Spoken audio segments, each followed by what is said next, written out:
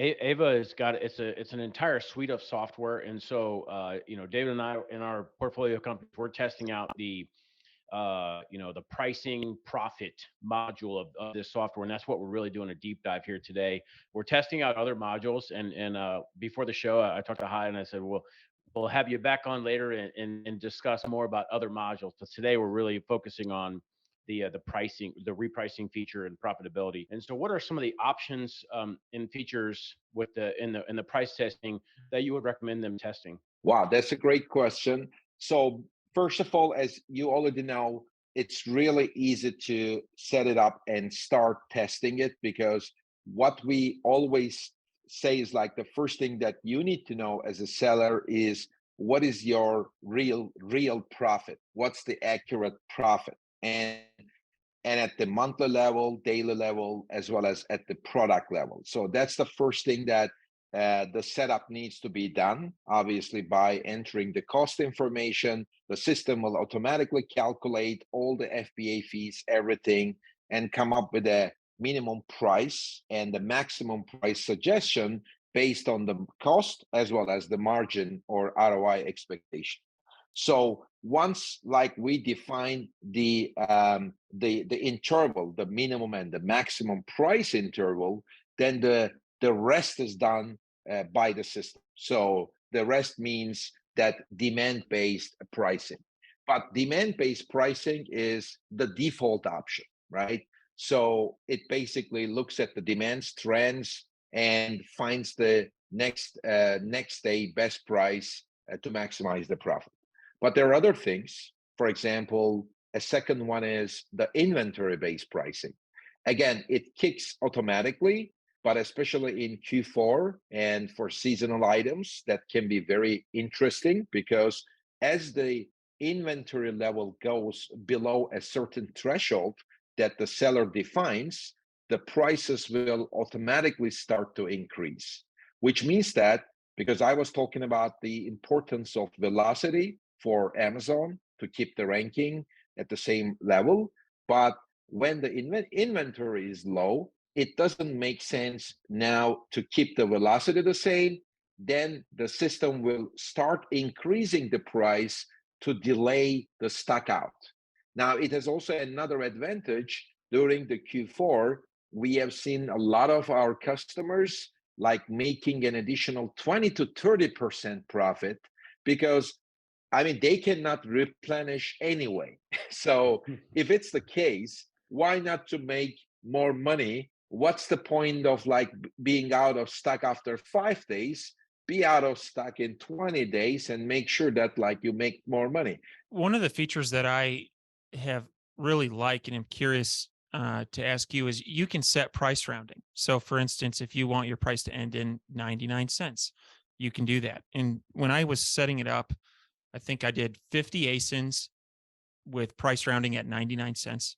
I did 50 ASINs with price rounding at 97 cents, kind of the Costco approach. I did 50 ASINs at 49, and then I did 50 without anything. Just they will.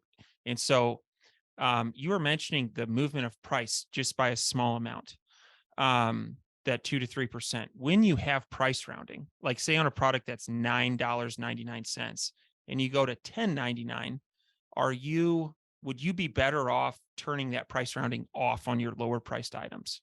Well, that's again, I think it's a very good question, because when we think that there is a bit of we also called it like psychological pricing. Now, the psychological effect is on two sides. There is a seller side and there is a consumer side.